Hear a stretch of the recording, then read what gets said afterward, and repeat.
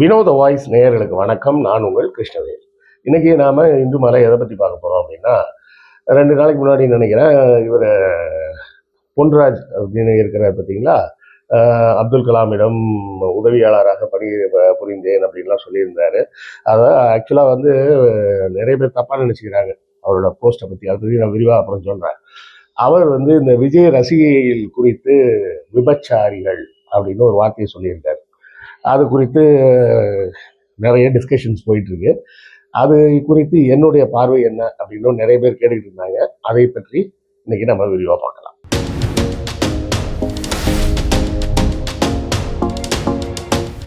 இந்த விஷயத்த வந்து நாம ஒரு 3 பிரிவுகளாக பிரித்து பார்த்தா தான் நமக்கு வந்து சப்ஜெக்ட் என்னன்றதை நம்ம புரிஞ்சுக்க முடியும்.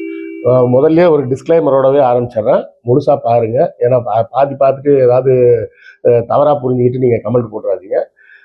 அவர் திமுகவுக்கு ஆதரவாகத்தான் பேசுகிறார், அதில் மாற்று கருத்து இல்லை. நான் கருப்பு சட்டை போட்டிருக்கேன் அப்படின்றதுனால நான் திமுக ஆதரவாளர் தான் அப்படின்றதுலையும் மாற்று கருத்து இல்லை. அந்த ஒரு காரணத்துக்காக நான் அவருக்கு முட்டு கொடுக்க போறேனா அப்படின்னு கேட்டால் அதுவும் கிடையாது. அதை முதல்ல தெளிவுபடுத்திட்டு அதுக்கப்புறமா நம்ம வீடியோக்குள்ளே போவோம். ஏன்னா பார்ப்பவர்கள் பாதி பார்த்துட்டு நீ அவரை பற்றி சொன்னியா இவரை பற்றி சொன்னியா முழுசாக பார்க்காமே சொல்லிட்டு போயிடுவாங்க. ஏன்னா பார்த்தோம்னா நம்ம ஒரு 10 நிமிஷம் வீடியோ போட்டோம்னா 5 நிமிஷம் தான் ஆவரேஜாக பார்க்குறாங்க. ஒரு சிலர் தான் ஃபுல்லாக பார்க்குறாங்க, ஒரு சிலர் லேசாக பார்த்துட்டு அப்படியே ஸ்கிப் பண்ணிட்டு போயிடுறாங்க போல இருக்கு. ஸோ இந்த டிஸ்க்ளைமரோட நம்ம ஸ்டார்ட் பண்ணுவோம். அவர் திமுகவின் ஆதரவாளர், நானும் திமுகவின் ஆதரவாளர் என்ற காரணத்துக்காக அவரை நான் முட்டு கொடுக்க வரவில்லை. இருக்கிற சிச்சுவேஷன் என்னன்றதை அனலைஸ் பண்ணுவோம். சரியா? முதல் கோணம் என்ன அப்படின்னு பார்த்தீங்கன்னா, கோணம்னு சொல்ல முடியாது, முதல் பார்ட் என்னன்னு பார்த்தோம்னா, இந்த பெண்கள் பசங்க இவங்களெல்லாம் வச்சுக்கிட்டு வீடியோ போடுறாங்க. என்ன மாதிரிலாம் வீடியோன்னா, சாம்பிள்ஸுக்கு சில விஷயம் சொல்கிறேன். ஒன்று, ஒரு பெண்மணி வந்து என் குழந்தை உடம்பு சரியில்லை, ஹாஸ்பிட்டலில் ஐசியூவில் தான் இருக்குது, ஆனாலும் எனக்கு என் குழந்தையை விட விஜயை பார்ப்பது தான் முக்கியம் அப்படின்னு அவங்க பேசின ஒரு வீடியோ. 2வது வீடியோ இதே மாதிரி, நான் குறிப்பாக பெண்கள் பேசுகிற வீடியோ மட்டும் சொல்கிறேன்.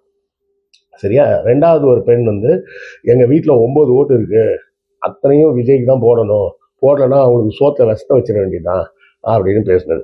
3வது ஒரு பெண் வந்து எனக்கு இன்னைக்கு ப்ராக்டிகல்ஸ் இருக்குது, போனால் போகுது, நான் அடுத்த செமஸ்டரில் மறுபடியும் எழுதி பாஸ் பண்ணிப்பேன், எனக்கு விஜயை பார்க்கறது தான் முக்கியம் அப்படின்னது. இது எல்லாத்துக்கும் ஹைலைட்டாக தான் கடைசியாக வந்த அந்த வீடியோ. எங்கள் விஜய் அண்ணாக்கு ஆயிரக்கணக்காக லட்சக்கணக்காக அக்கா தங்கச்சிலாம் இருக்கிறோம், தேவைன்னா பொண்டாட்டியாக கூட இருந்துட்டு போகிறோம் அப்படின்னு பேசுன அந்த சர்ச்சைக்குரிய வீடியோ. சரி, இந்த 4 வீடியோக்களையும் நாம் பார்த்துருப்போம், நம்ம எல்லாருமே பார்த்துருப்போம். இதெல்லாம் ஒன்றா அனலைஸ் பண்ணி பாருங்க. முதல் வீடியோ, என் குழந்தை ஹாஸ்பிட்டலில் இருக்கு, ஆனாலும் எனக்கு விஜயை பார்ப்பது தான் முக்கியம் அப்படின்னு ஒரு பெற்ற இளம் வயது தாய் சொல்லிட்டு அவங்க வீட்டுக்கு போக முடியுமா? வீட்டில் இருக்கவங்க சும்மா விடுவாங்களா? யோசிச்சு பாருங்க.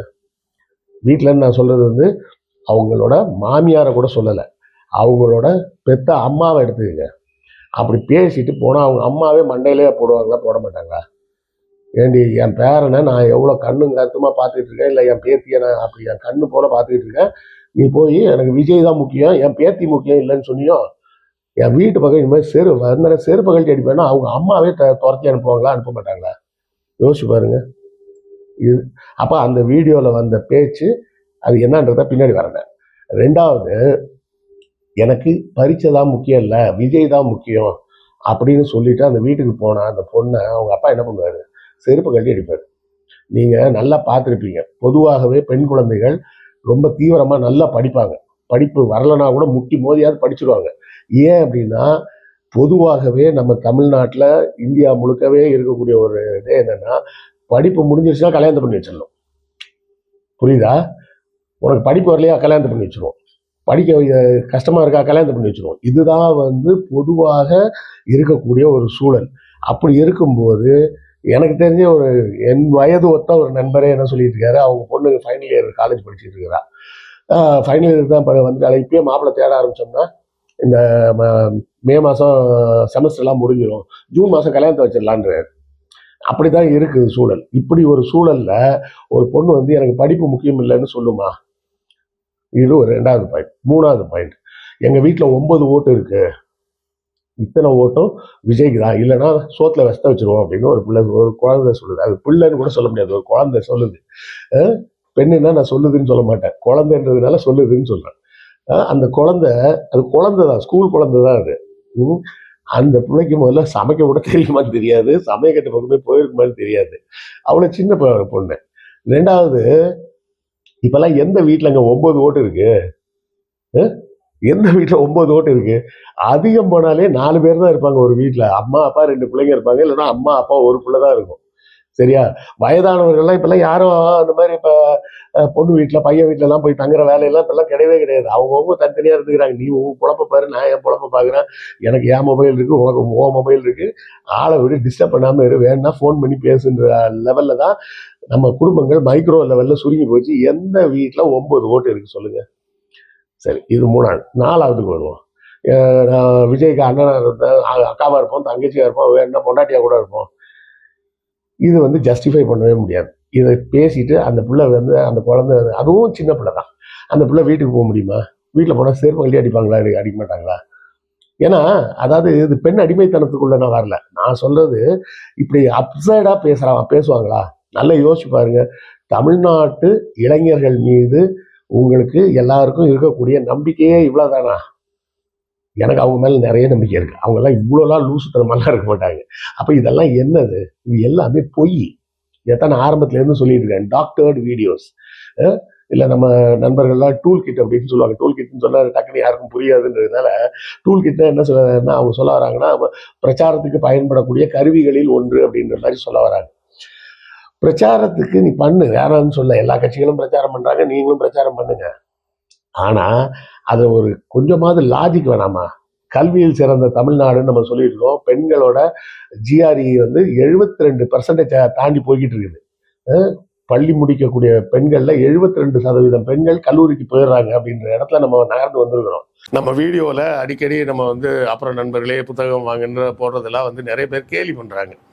கேலி கிண்டல்லாம் பற்றி நம்ம கவலைப்பட வேண்டிய அவசியம் இல்லை. எத்தனையோ காமெடி பண்ணுறவங்க சேனல்லலாம் என்ன பண்ணுறாங்க, என்ன சப்போர்ட் பண்ணணும்னு நினச்சிங்கன்னா நீங்கள் பணம் அனுப்புங்கன்னு கேட்குறாங்க. நம்ம என்ன பணம் அனுப்புங்கன்னு கேட்குறோமா? சேனல் நடத்த பணம் தேவைப்படும். அப்படி தேவைப்படக்கூடிய பணத்தை நீங்கள் புத்தகம் வாங்கினால் உங்களுக்கு புத்தகங்கள் வாங்கிய அந்த புத்தகங்களாகிய அறிவாயுதம் உங்கள் கைக்கு கிடைக்கும். அதன் மூலமாக எங்களுக்கு கிடைக்கக்கூடிய பணத்தை வைத்து நாங்கள் இந்த சேனலை நடத்த முடியும் அப்படின்னு தான் நம்ம சொல்கிறோம். ஸோ புத்தகம் வாங்குங்க அப்படின்னு நான் கேட்பதில் நான் கூச்சப்படவில்லை. அதை பார்ப்பதற்கு நீங்களும் சலிப்படைய வேண்டிய அவசியம் இல்லை. புத்தகம் வாங்க முடியாதவர்கள் லைக் போட்டாலும் சப்போர்ட்டு தான், ஷேர் பண்ணாலும் சப்போர்ட்டு தான், சப்ஸ்கிரைப் பண்ணாலும் சப்போர்ட்டு தான், ஏன் கமெண்ட் போட்டிங்கன்னா கூட சப்போர்ட்டு தான். ஸோ ஏதாவது ஒரு வகையில் உங்கள் ஆதரவை நம்ம சேனலுக்கு கொடுத்துக்கிட்டே இருங்க. இவ்வளோ தூரம் வந்த பிறகு கொஞ்சம் கூட அறிவுக்கு பொருத்தம் இல்லாமல் தமிழ்நாட்டு பெண்கள் பேசுவாங்களா அப்படின்னா கண்டிப்பாக பேச மாட்டாங்க. அப்போ இது எப்படி நடந்திருக்கும்? ஆதவர்ஜுனா அண்ட் டீம் தான் இது வேலை. என்னன்னா, பணம் கொடுத்து ஒரு 25,000 ரூபா கொடுத்துருப்பாங்க. கொடுத்து இது ஒரு வைரல் வீடியோவோ நீங்கள் பேசுங்க அப்படின்னு கேஷுவலாக பப்ளிக் பைட் எடுக்கிற மாதிரி எடுத்து இவங்களா பணம் கட்டி ப்ரொமோட் பண்ணி வைரல் ஆக்கிட்டு இருக்காங்க. இதுதான் நடந்திருக்கு. இதை எந்த பெண்களும் உண்மையாக பேசியதாக நான் நம்பவில்லை. இன்னைக்கு வரை நான் நம்பலை. சரியா? ஏன்னா தமிழ்நாட்டில் இருக்கக்கூடிய என்னுடைய குழந்தைங்களுக்கு மேலே எனக்கு நம்பிக்கை இருக்கு. நான் வந்து அந்த வயதில் இருக்கக்கூடிய பிள்ளைங்க எல்லாருமே என்னுடைய குழந்தைகள்னே நான் சொல்லலாம். சொல்றதுக்கு உண்டான வயதும் எனக்கு இருக்குது, அதனால நான் சொல்லுவேன். என்னுடைய குழந்தைகள் மேலே எனக்கு நம்பிக்கை இருக்குது. அவங்கெல்லாம் அப்படிலாம் செய்ய மாட்டாங்க. சரியா? இது முதல் பார்ட். 2வது பார்ட்டு, இப்படி வீடியோக்கள் வரும்போது தன்னுடைய இமேஜை வளர்ப்பதற்காக விஜய் செய்த வேலை தான் அப்படின்னாலுமே, இந்த வீடியோக்கள் வந்த உடனே அதை குறித்து விமர்சனங்கள் வரும்போது விஜய் பேசியிருக்க வேண்டாமா? இது மாதிரிலாம் பேசாதீங்க, இதெல்லாம் தப்புங்க, நீங்கள்லாம் நல்லா படிக்கணும், படிக்கிறது எக்ஸாமை விட்டுட்டு இங்கே வந்தேன்லாம் சொல்லக்கூடாது, நல்ல அம்மாவா குழந்தைய நீங்கள் தான் முதல்ல பார்க்கணும், குழந்தைய பார்க்கறத விட என்ன பார்க்கறதுலாம் ரொம்ப முக்கியம் இல்லை. சரியா? இப்படி வீட்டில் இருக்கவங்களுக்கு விஷம் வச்சுருவேன்லாம் பேசக்கூடாது, இதெல்லாம் என்ன பேச்சு அப்படின்னு கண்டிச்சிருக்கணும். சரியா? ஒவ்வொரு விஷயத்துலையுமே கண்டிச்சிருக்கணும். அது எதையுமே விஜய் செய்யலைன்றது மிகப்பெரிய தவறு. அதில் அதை வந்து மன்னிக்கவே முடியாத குற்றம். ஆரம்பித்த கேம்பெயினே தப்பான கேம்பெயின், மோசமான கேம்பெயின், இல்லை பேட் டேஸ்ட் அப்படிம்பாங்க ஆங்கிலத்தில். இதெல்லாம் பேசலாமாடா அப்படின்ற மாதிரி ஒரு பேட் டேஸ்ட்டில் ஒரு கேம்பெயினை போலியாக செட் பண்ணி இவங்களே பரப்புறாங்க. இதுக்கெல்லாம் ஐடியா கொடுக்குற அறிவாளி யாருன்னு தெரியல எனக்கு.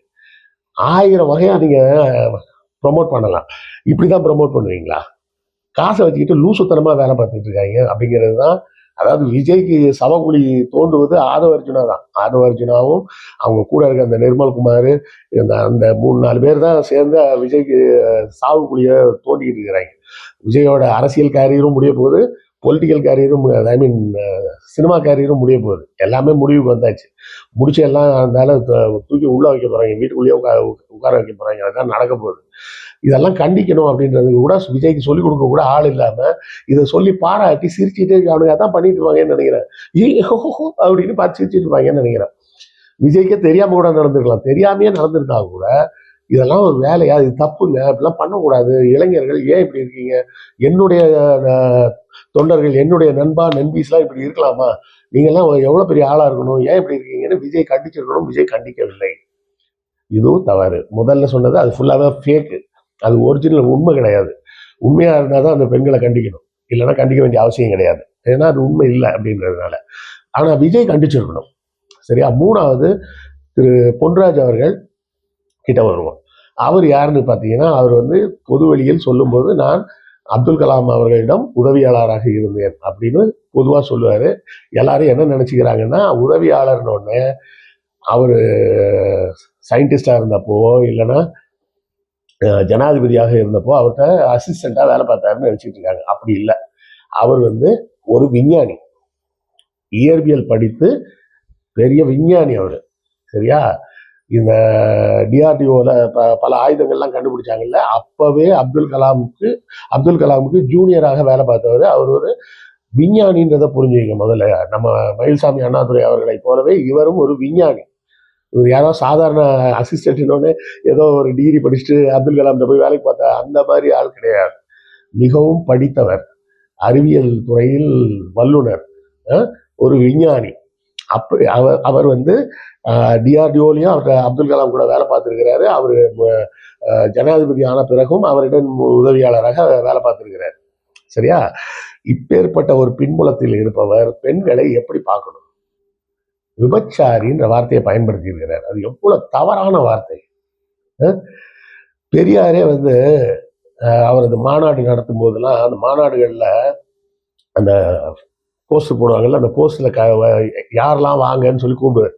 உழைப்பாளிகளே வாங்க, தொழிலாளிகளே வாங்க, வறுமையில் இருப்பவர்களே வாங்க, பெண்களே வாங்க, ஆண்களே வாங்கலாம் எல்லாரையும் போட்டு அட்ரஸ் பண்ணும்போது கடைசியாக இந்த சமூகம் அப்படி உங்களை சொல்லிவிட்டதால் தங்களை விபச்சாரிகள் என்று கருதுபவர்களும் வாங்க அப்படின்னு போடுவார். நீங்க வந்து அதாவது விபச்சாரம் என்பது ஒரு பெண்ணின் குற்றம் அல்ல, இது இந்த சமூகத்தின் குற்றம். அந்த பெண்ணை அந்த நிலைமைக்கு தள்ளிய இந்த சமூகம் தான் அதுக்கு குற்றவாளி. அந்த பெண்கள் குற்றவாளிகள் கிடையாது. அது என்னுடைய பார்வை, பெரியாரின் பார்வையும் அதுதான். அவர் சொன்ன வார்த்தையே இதுதான். இந்த சமூகம் உங்களை அப்படி அழைப்பதால் தங்களை விபச்சாரி என்று கருதி கொள்பவர்களும் தவறாமல் இந்த மாநாட்டுக்கு வருகை தாருங்கள் அப்படின்னு போஸ்டர்லயே போடுவார். அப்பேற்பட்ட பெரியாரோட கொள்கைகளை பேசுறேன்னு சொல்லக்கூடிய திரு பொன்ராஜ் அவர்கள் இப்படி ஒரு வார்த்தையை சொல்லியிருக்கவே கூடாது. அது நான் விஜய் ரசிகரை தான் சொன்னேன் அப்படின்லாம் சால்ஜாப்லாம் சொல்லவே முடியாது. அப்படி சொன்னது முழுக்க முழுக்க தப்பு. பொதுவாக தமிழ்நாட்டில் இருக்கக்கூடிய பெண்களை ரெப்ரசன்ட் பண்ற மாதிரி அந்த பெண்ணை தாவைக்கா காட்டுறாங்க. அப்போ நீங்க விபச்சாரின்னு சொன்னீங்கன்னா அந்த வயது ஒத்த எல்லா பெண்களையும் விபச்சாரின்னு சொல்றீங்களா? விஜய் ரசிகையாக இருக்கக்கூடிய பெண்களை பூராமே அந்த பிராண்ட்ல சொன்னீங்கன்னா அது எவ்வளோ பெரிய தப்பு. அது தப்பு கூட இல்லைங்க, அது ரொம்ப கொடூரமான ஒரு செயல்னு தான் நான் சொல்லுவேன். எனக்கே வந்து அந்த பெண்ணை வந்து நான் என்னுடைய மகள் வயதில் என்னால் பார்க்க முடியுதுன்னா, பொன்ராஜ் அவர்களின் வயதுக்கு அந்த பெண் வந்து அவரோட பேத்தி வயசுக்கு இருப்பாங்க. தன்னுடைய பேத்தி வயதில் இருக்கக்கூடிய ஒரு பெண் குழந்தையை பார்த்து இந்த வார்த்தையை அவர் பயன்படுத்தினது முழுக்க முழுக்க கண்டிக்கத்தக்கதுங்க. கண்டிப்பாக கண்டிக்கத்தக்கது. அவர் வந்து மன்னிப்பு கேட்கணும். அவர் வந்து திரும்பவும் நான் காயம்பட்ட பெண்ணிடம் மன்னிப்பு கேட்க தயார் அப்படின்னு ஒரு ட்வீட்டை ஒன்று போட்டிருந்தார். அந்த ட்வீட்டை பார்த்துட்டு ஒருவேளை மன்னிப்பு கேட்க தயார் போல இருக்கு அப்படின்னு பார்த்தா கீழே ஒரு 10 கண்டிஷன் போட்டிருக்காரு. இதெல்லாம் விஜய் செய்வாரா? இதெல்லாம் செஞ்சா நான் மன்னிப்பு கேட்க தயார். இது என்ன பேச்சு? இது எப்படி இருக்குன்னா இந்த கேள்வி கிட்டத்தட்ட வாட்டர் போட்ரி தாங்க. நிறைய பேர் நம்மள்ட்ட வந்து கேட்பாங்க தெரியுமா, கன்னடத்துல திராவிடம்னு சொல்றாங்களா, தெலுங்குல திராவிடம்னு சொல்றாங்களா, மலையாளத்துக்காரன் திராவிடம்னு சொல்றாங்க. அவன் பீ திங்கிறான்னா நீயும் பீ திங்கியா அப்படின்னு தான் நம்ம அடுத்த கேள்வி கேட்கணும். பச்சையா புரியுற மாதிரி மூஞ்சில் அடிச்ச மாதிரி புரியுறன்னா இதுதான் இந்த கேள்விதான் என்னோட கேள்வி. அவெல்லாம் திங்கிறான், அப்ப நான் திங்க கூடாதான்னு நீங்க கேக்குறீங்க. திராவிடம்னா சமத்துவத்தை பற்றி பேசக்கூடிய சித்தாந்தம். அந்த சமத்துவம் பேசக்கூடிய சித்தாந்தத்தை பேசக்கூடிய திரு பொன்ராஜ் அவர்கள் இப்படி பொதுவெளியில் பேசியது முழுக்க முழுக்க தவறு. அவர் இந்த கண்டிஷன்ஸ் எல்லாம் விஜய் ஓகேன்னா நான் காயம்பட்ட பெண்ணிடம் மன்னிப்பு கேட்க தயார் அப்படின்னு சொல்றது கிட்டத்தட்ட இது நான் சொன்ன உதாரணத்துக்கு சமமான உதாரணம். விஜய் அயோக்கிய பையன், நீங்க அப்படியா? நீங்க நல்லவர், நீங்க ஒரு பெரிய விஞ்ஞானி, ஒரு பெரிய சித்தாந்தத்தின்பால் ஈர்க்கப்பட்டு பொது வெளியில வேலை செய்யறீங்க. நீங்க ரிட்டையர் ஆகி பல வருஷம் ஆயிடுச்சு. நிம்மதியா வீட்டில் பேசாம ரெஸ்ட் எடுத்துட்டு பேசாம இருக்கலாம். இந்த வயதான காலத்தில் உங்க உடல்நிலையையும் பார்த்துக்கிட்டு அதை பொருட்படுத்தாம பல்வேறு இடங்கள்ல போய் மக்களுக்கு தேவையான பல கருத்துக்களை பதிவு செய்யறீங்க, பல நல்ல கருத்துக்களை பதிவு செய்யறீங்க. அப்படி பல நல்ல கருத்துக்களை பதிவு செய்யக்கூடிய, பெரியாரின் கொள்கைகளை பின்பற்றக்கூடிய, அப்துல் கலாம் அவர்களை தனது ரோல் மாடலாக எடுத்துக்கொண்ட திரு பொன்ராஜ் அவர்கள் பொதுவெளியில் இப்படி தன் பேத்தி வயதில் இருக்கக்கூடிய ஒரு பெண்ணை பார்த்து விபச்சாரி என்று சொன்னது முழுக்க முழுக்க கண்டிக்கத்தக்கது. அதை வன்மையாக கண்டிக்கிறோம். அவர் கண்டிப்பாக மன்னிப்பு கேட்டார்னா தான் அவர் பெரிய மனுஷன். சரியா? கமல் படத்துல கூட ஒருமை மன்னிக்க தெரிஞ்சவன் மனுஷன், மன்னிப்பு கேட்க தெரிஞ்சவன் பெரிய மனுஷன் அப்படின்னு சொல்லி வரும். இல்லை, அது மாதிரி அவர் ஒரு பெரிய மனிதர். அவர் கண்டிப்பாக மன்னிப்பு கேட்பார், தன் செயலுக்காக வருத்தம் தெரிவிப்பார் அப்படின்னு நான் நம்புறேன். கூடிய விரைவில் என்ன நடக்குதுன்னு பார்ப்போம். இது குறித்த உங்கள் கருத்துக்கள் என்னன்றதை கமெண்ட்ல சொல்லுங்க, நானும் தெரிஞ்சுக்கிறேன். அடுத்த காணொளியில் சந்திப்போம். நன்றி, வணக்கம்.